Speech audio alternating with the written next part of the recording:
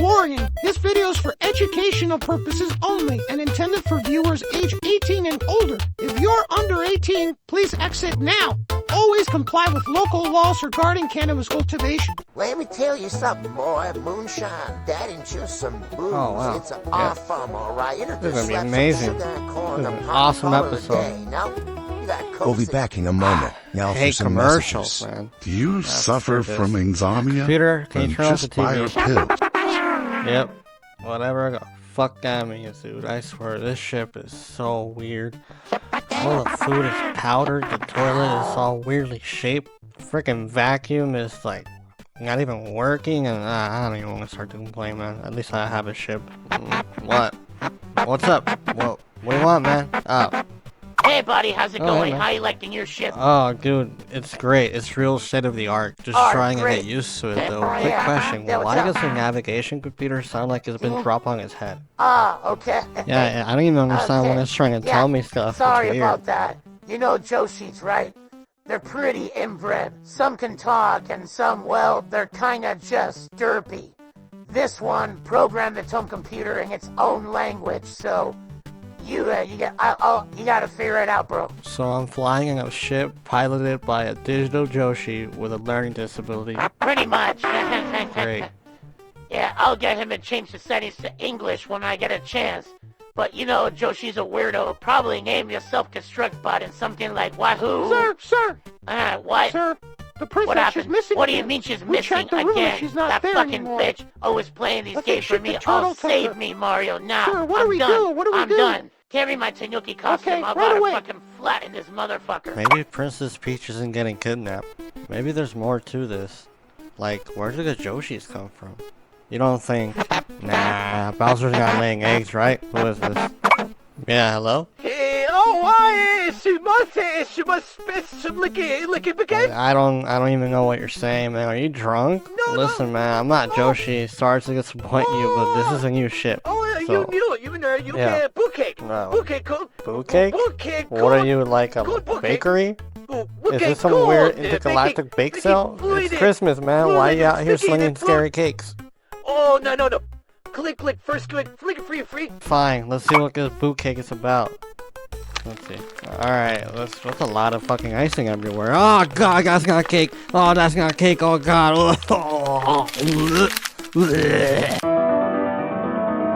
Oh god, you could have warned me or something, man. What was that? Oh god. Oh man. What now, Joshi? Who do you have on your contact list? You know what?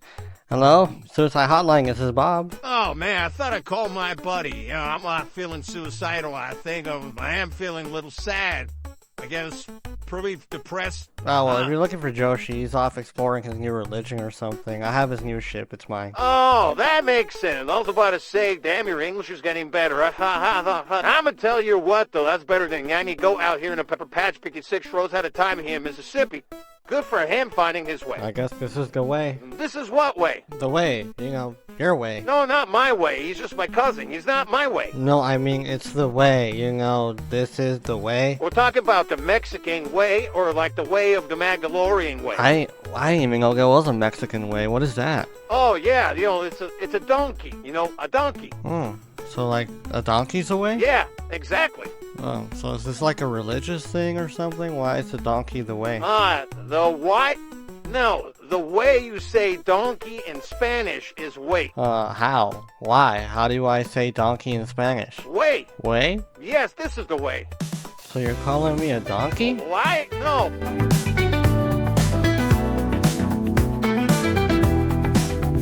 Midnight and the planes just dance. Autoflowers take their chance. Deep down a perfect stance. We watch as nature enhances. Under lights we feel the trance. Busy air flows through the tent. AC infinity's heaven sent. Recalibration I won't relent. In this moment no time's been spent.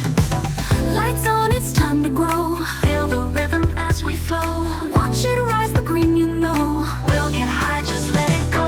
Groove with me. Novacotton.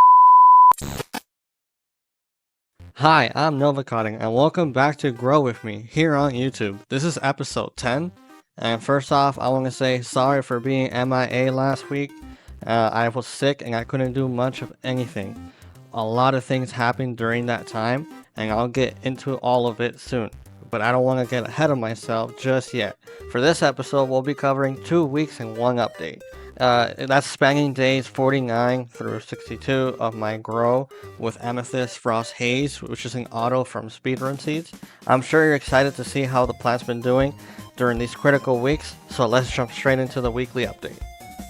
During days 49 to 56, your auto-flowering cannabis plant is deep into the flowering stage, concentrating its energy on bud development. At this point, the plant has likely ceased vertical growth, and is focusing on increasing bud size and resin production. You'll notice the buds becoming denser with trichomes maturing and pistils changing color, indicating that the plant is progressing towards full maturity. In this phase, the plant's demand for phosphorus and potassium is at its peak. All these nutrients are crucial for flower formation and overall plant health. Maintaining optimal environmental conditions is essential. Aim for a relative humidity of around 40% to 50% and temperatures between 68 Fahrenheit to 79 Fahrenheit. Or 20 to 26 degrees Celsius if you're in a different metric. This is essentially your BPD, and if you keep those parameters in check, you're going to prevent mold issues and have healthy bud development. It's also a crucial time to monitor for any signs of nutrient deficiencies or pest issues, as the plant's rapid development can sometimes outpace its nutrient uptake, leading to potential problems. Regularly inspecting your plant during this period is vital to ensure it remains healthy and continues to develop as expected. Neglecting these checks can lead to rapid onsets of issues, such as nutrient deficiencies, which can manifest quickly and impact your overall yield and quality. Now, I have to be honest, this update isn't all sunshine and rainbows. While I was sick, I could only manage a quick routine of checking on my plant in the morning for a picture and then leaving. What I started to notice was that something was off. I wasn't long before the plant really started yellowing, and let me tell you, it happens fast when you're not paying attention. One thing I always remind growers, growing big plants is like driving a V12 engine. If you're used to the demands of a small car, let's say a Mini Cooper, and then you upgrade to something much bigger, the whole game changes. That's exactly what's happening here. This plant has been growing strong, but now it's facing intense stress and yellowing, which can be caused by many factors, not just one. Honestly, after getting over my flu, I was greeted by this yellow disaster, and I won't lie, it hit me hard. I felt like quitting like the entire run, canceling my series. I thought, how can I show this when it feels like such a failure? But after talking to my friends and family, and they told me, yeah, you can't do that, just roll with it. I went, you know what, they're right. If it can happen to me, it can happen to anyone. So instead of hiding it, I realized this is an opportunity to show you how to fix it and finish strong. Even when your grow doesn't go as planned, it's okay. But like I said, I'm getting ahead of myself. There's so much to go through. Let's break it all down step by step. Pop quiz. During the flowering stage, what is the ideal relative humidity for a cannabis plant? Is it A, 30 to 40%, B, 40 to 50%, C, 50 to 60%, D, 60 to 70%? The answer, B. During the flowering stage, maintaining a relative humidity of 40 to 50% is ideal to prevent any mold or bud rot, which can occur in dense, resinous flowers. Higher humidity levels, like those 60 to 70% ranges, are better suited in a vegetative stage of growing. Alright, let's move on. Let's talk about flushing and how I'm addressing the yellowing issues my Amethyst Frost Haze is going through. When in doubt, flush it out. That's exactly what I'm going to do right now. When you flush your plant, you'll want to run 3 times the volume of your pot through it. For example, if you're growing in a 3-gallon pot, you're flushing with 9 gallons of water. I know, it's a lot, but this process is essential for resetting a root zone and ensuring your plant gets back to absorbing nutrients properly. Here's how I do it. First, I turn off my autopot reservoir. Then, I suck out all the water from the base trays. For this step, I'm using my trusty Newt needle. But if you want to make your life easier, I recommend using a shop vac. It's way faster and makes easy work of sucking out all the water that's going to come out of this area right here. So I'm going to go and pour some of my Newt mix, 9 gallons that I have set up here is going to go on top of the pot, and that's going to run through the whole thing, and the bottom is going to have runoff, and I'm going to remove that runoff, and that's what's going to be the flushing, okay? This is going to be continuously removing of runoff. This ensures that the root zone is thoroughly getting flushed out, and this is going to be quite a process. Flushing works by resetting a root zone back to 0, removing any salt buildup or nutrient imbalances that may have accumulated over time. Think of it like hitting a reset button for your plant's health. Salt buildup is a normal occurrence, especially depending on how you run your nutrients and how effectively your plant takes them up. It's kind of like the human body. If you eat in excess, your body stores in the fat reserves. Plants do something similar. They don't process all the nutrients right away, and over time, those leftovers accumulate in the root zone. Now, let's talk about some potential causes for the yellowing I've been seeing. The first possibility is salt buildup. While it's a normal part of growing, it can lead to nutrient lockout if not addressed, which could explain the stress on my plant and what it's showing. The second possibility is a pH imbalance. If you remember from my last video, I had to switch to a new RO system after my old one broke. While I waited for the replacement, I was using tap water. When that could have swung up in pH after a while in the pot, it's not a very stable source of water. It could be that. But what is something that could raise my pH this high to 6.65 when my input is 5.75? Well, it all goes back to something that happened last Saturday. I was very sick. I was not paying attention to any of my plants. So when I woke up, I found my pot completely dried out. Not thinking much of it at the time, I re-watered and moved on. But that moment of letting my cocoa dry out might have caused a major imbalance in the root zone. When the cocoa dries out, it can lead to pH spikes, salt concentration, and overall stress for the plant.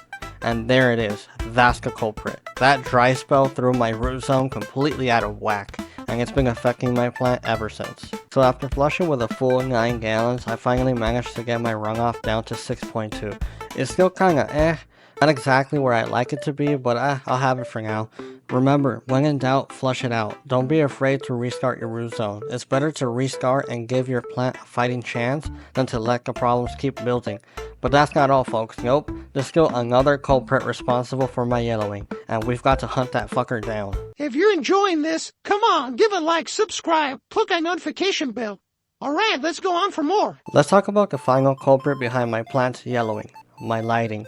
Here's the deal, I got 2 lights, an Evo 3 and some UV supplemental lights, and guess what? I completely forgot about the UV lights until I measured my DLI again, and I realized it was way too high, over 46.4 DLI. That's way beyond what my plant can handle right now, especially in a stress state. So I had to take action. I removed the UVA lights entirely and rechecked my DLI. Once I did that, it came back down to 39, which I'm okay with for now. I'll gradually bump it up once I see the plant looking more happy and content, but for now, it'll be good. And there you have it, with the root zone reset, pH adjusted, and the lighting sorted. This should be the end of my plant going bonkers. The yellowing should hopefully subside now. We'll see how things look in the coming week. Whether it improves if the plant decides to throw me another curveball, well, we'll find out next episode on Dragon Ball Z, guys. Pop quiz. What is the primary cause of nutrient lockout in cannabis plants? Is it A, B, C, or D? Think about it. The correct answer is B. Nutrient lockout occurs when the pH of a growing medium is outside the optimal range, preventing a plant from absorbing essential nutrients even if they're present in the soil or water. Well, now you know. Back to the show. Now that the plant is taken care of, one final thing I wanted to do the next day was defoliate. I removed all the big, ugly, useless leaves that were blocking light and airflow from reaching the bud sites. Here's the thing, many people like to tell me that defoliation is bad for the plant. Well, I'm here to tell you it's not, and here's why. Defoliation, when done correctly, helps your plant focus its energy where it matters the most. Developing buds, by removing large fan leaves that no longer serve a purpose, you improve light penetration to lower bud size and increase airflow. Reducing the risk of mold, it also redirects the plant's energy away from maintaining unnecessary foliage and towards flower production. Cannabis is a resilient plant and can handle defoliation as long as it's done gradually and thoughtfully. Overdoing it all at once can stress the plant, but regular defoliation sessions can help you stay on top of things without overwhelming it. Think of it like a haircut. Cutting off the excess helps maintain shape and health. while leaving it untouched can lead to overcrowding and inefficiency. Also, let's not forget, you're growing nugs, not leaves. The goal here is to maximize the quality and the quantity of your harvest, and defoliation is an important tool to help you do that. It's also a great time to inspect your plant closely while you're trimming. Look for any signs of pests, mold, or nutrient issues. Defoliation isn't just maintenance, it's an opportunity to give your plant a health checkup, which is especially important during a flowering phase when your problems can sneak up on you like it just did to me. Like when I was defoliating, I found this weird little looking nug here. Look at this thing. I didn't even know these exist. It's really cool. Alright, well, afuera. Unfortunately, I don't want it in my plant. I want everything to go to big nugs, not leaf nugs. So this is why I defoliate, people. Alright, it's time to introduce this week's special guest. Joining us today is Coon Cat Crazy, also known as Maine Coon Cat. He's a part-time salt miner with a unique approach to growing, and he says some will like me and some will not. Either way, stick around, learn something, and hey, who doesn't love a bit of human catnip? His words, not mine. Here to share some tips for new growers, and I think you'll find this very insightful, Crazy Coon Cat.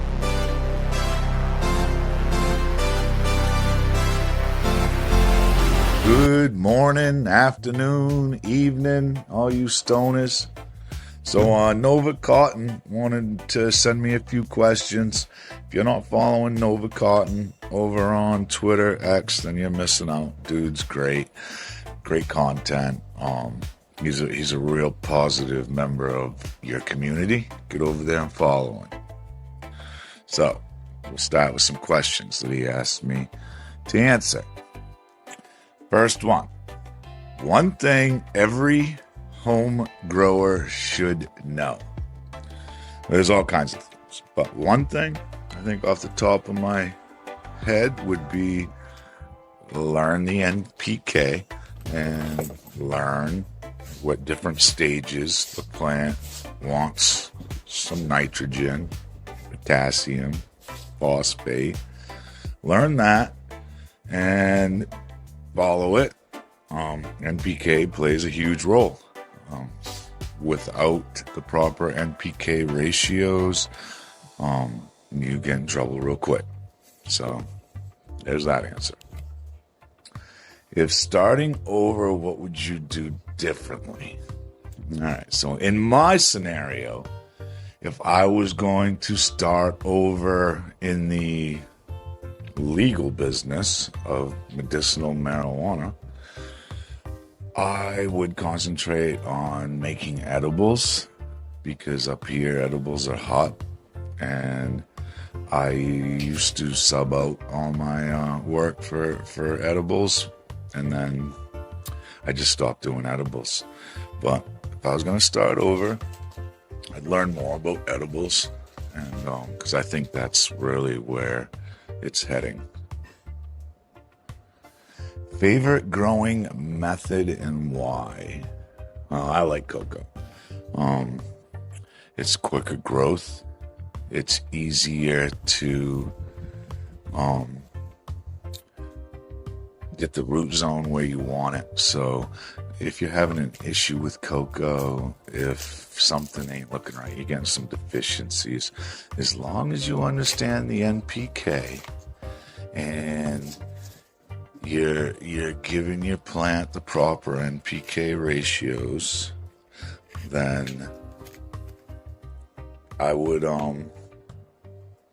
use cocoa, because you can easily, let's say you get a root zone that's high in EC, it's locked your plant out, you don't have enough EC in there, you got a little too much nitrogen, whatever, you can mix up a proper ratio of nutrients, and you can run it through that pot, and you can completely flush out everything in that pot and get your root zone back where it needs to be. Best tip for avoiding newt bearing. I don't avoid newt bearing. I think that when you're pushing your plants properly, you're gonna get a little newt burn.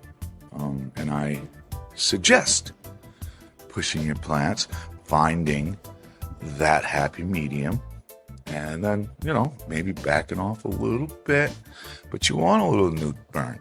You want to push them plants. If you're getting some major newt burn, then it goes into the root zone. You've got to fix your root zone, get your NPK ratios where they need to be. And depending on what you're using for a medium, if you're using a soil and you're getting newt burn, then I would suggest giving it some RO water,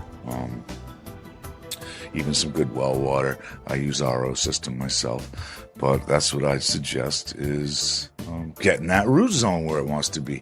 A happy root zone is where it's at. How to keep your grow environment perfect.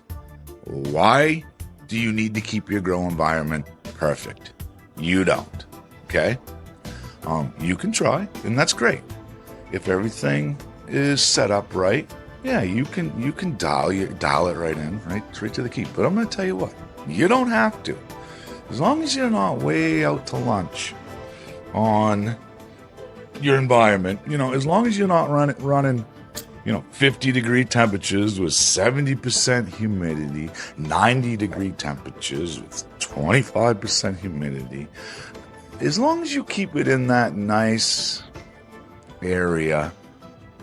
My bedroom right now, we're up in Maine. I changed things around. It's running about between 60 and 68 degrees with 50% humidity. Am I worried about it? Absolutely not. They're still cranking. They're still doing fine. They're a weed. They grow outdoors in the environment, okay? Day-to-day outdoor environment is not perfect, all right? They will deal with it, and they will deal with it fine. Must-have tools or equipment. Well, pH, pen, meter, EC. You notice I say EC because ppm is no good, all right? Get ppm right out of your head. EC, that's where you want. So you need an EC meter and you need a pH pen because without the proper nutrient and pH in the root zone, you're not going anywhere. Pretty simple there. Top trick for improving terp profile. Well, that's microbes, okay? That's a party in the root zone. What's the two go-tos for me? It would be the product fish shit. Now, I'm not talking about taking fish shit out of your aquarium, okay? Because that's high in nitrogen. I'm talking about the product fish shit, which is no NPK value whatsoever. It is nothing but microbes that like to party in the root zone, break down your salts, break down your organics, and get it up into the plant. Without when you put microbes in your medium, you're going to notice it on the end in the terp profile. Trichome development. That's my go-to. Go-to advice for fixing problem plant. Okay. The very first thing I do whenever I have a problem, even if I know what I believe the problem is I very simply get a runoff out of my plant. I water it, I see what is coming out of the root zone, and I adjust from there. If I'm running too low in EC, then I'll add some more nutrients and I'll run it through my plant. If I'm running a high EC, then, just the opposite. Either less newts or a round of just H2O water. That's how I deal with it. And it's very simple to deal with. But the key is knowing what's going on in your root zone. Key to perfect harvest and cure. So, my opinion, and I've been doing it a long time this way, is I don't wet trim. I don't wet trim.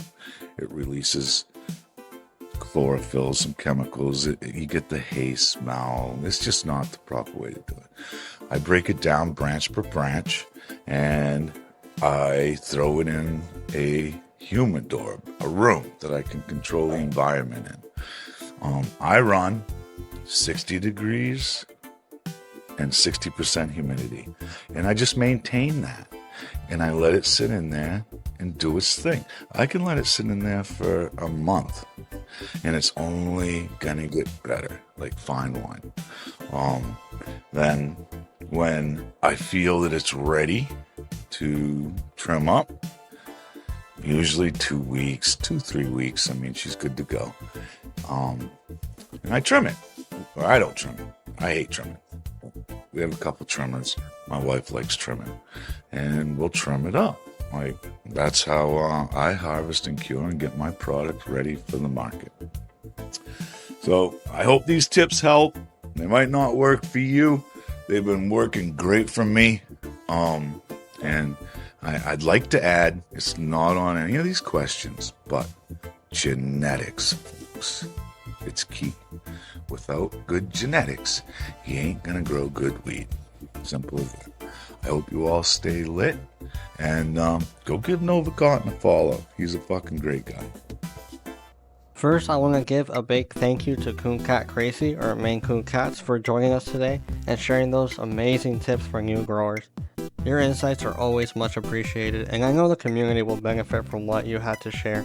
If you haven't already, make sure to check them out and show some love. Now, let's dive into one of my favorite parts of the show, viewer questions. I got a few great ones lying up here today, so let's break them out one by one. First one is from Otto Craig, and he says, "Hate to bother you, I was contemplating switching from Canna to crop salts. I grow in cocoa autopots. RO water with 60 EC. Will I need to add CalMag or anything else?" Great question. The answer is no. Crop salt has all the calcium and nitrogen you need built into its formula. I've personally never needed to run CalMag for my plants when using crop salt. As long as you stick to their nutrient plan, you're safe. Everything is balanced to give your plants exactly what they need, so no extra supplements are necessary. The next follow-up question is, can I use Autopot's Easy to Flow? I've got some left and I'd like to use it before I run clean. Oh, of course, yeah. It's what I've actually been doing and it's working out really great. I like using it Easy to Flow.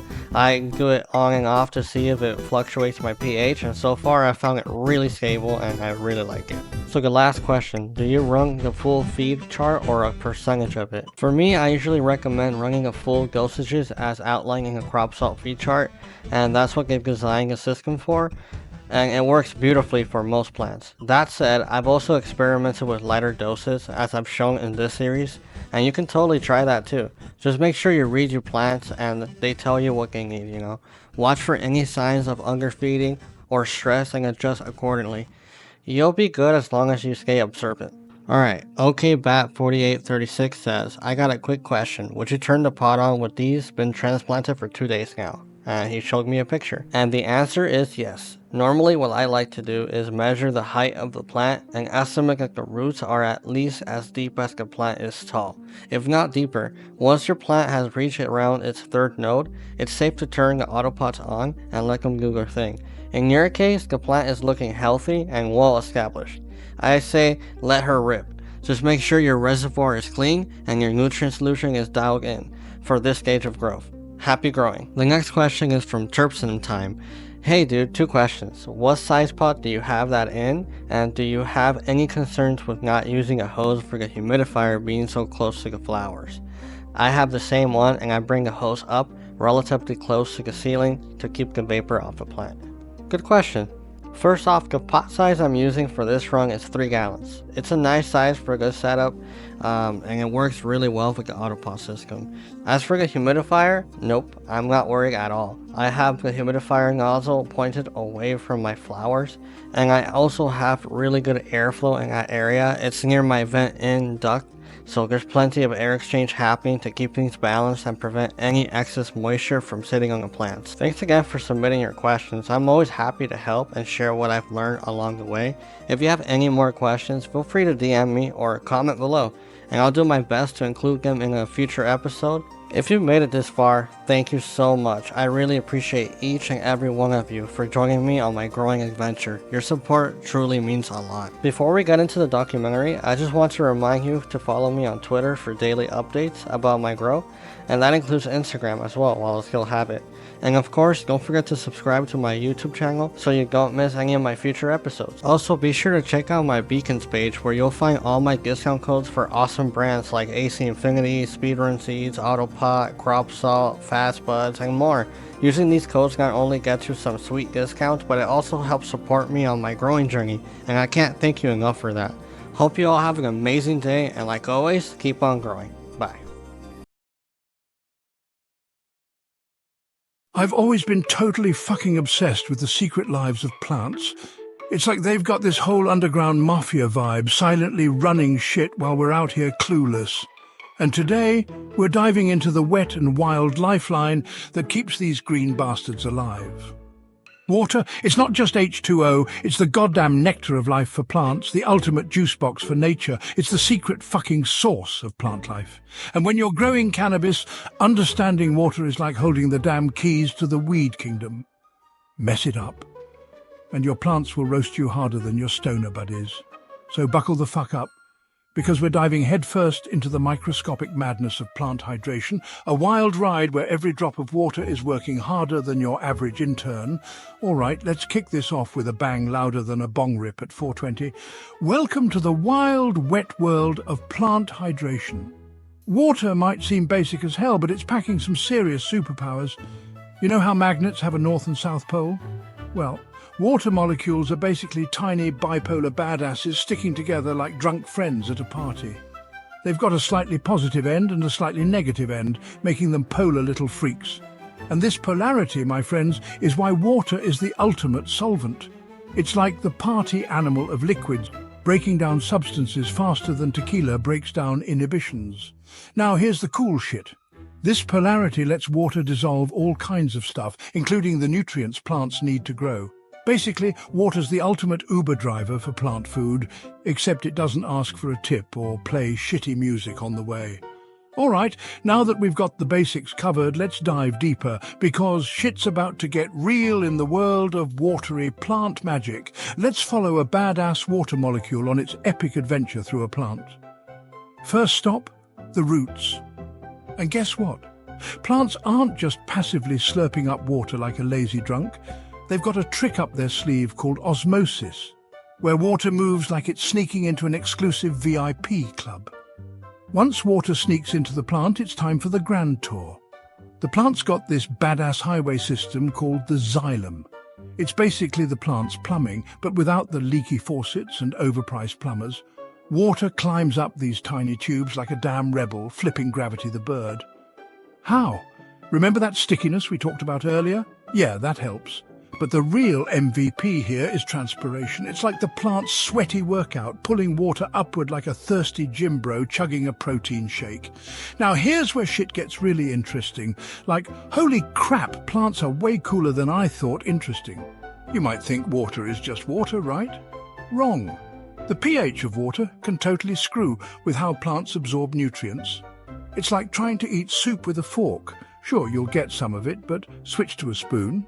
And suddenly, it's chow time for those roots. Use the right tool, and it's smooth sailing. For most plants, including our favorite green buddy, cannabis, slightly acidic water is the sweet spot. Why? Because nutrients are picky little bastards. They're only ready to party at certain pH levels, and acidic water rolls out the red carpet for the good stuff. Too acidic or too alkaline, and your nutrients are basically locked up tighter than your stash at a nosy neighbour's barbecue. The plant can see the goods, but it can't touch them. It's like putting a buffet in a fridge with no key. Total nutrient cockblock. All right, let's zero in on cannabis, the ultimate diva of the plant world. This leafy badass is the Goldilocks of greenery. It doesn't want things too hot, too cold, too wet, or too dry. Nah, it wants everything just right, or it's throwing a hissy fit. Too much water? You'll drown the roots and invite nasty fungi to the party. Too little water? Your plant's going to be thirstier than me after a day sweating my ass off in the workshop. The trick is nailing that sweet spot, just enough to keep it happy without turning it into a soggy little drama queen. But wait, there's more. A cannabis plant's water needs aren't a one-size-fits-all deal. They evolve as it grows. When it's a seedling, it's like a needy little baby. frequent tiny sips. But as it beefs up, it's ready to guzzle like a frat bro at a keg party, just not as often. And when it's flowering, that's when it's really chugging the stuff. Keeping up with these changing needs is, crucial for growing top-notch bud. So, how do we turn all this nerdy plant wisdom into action?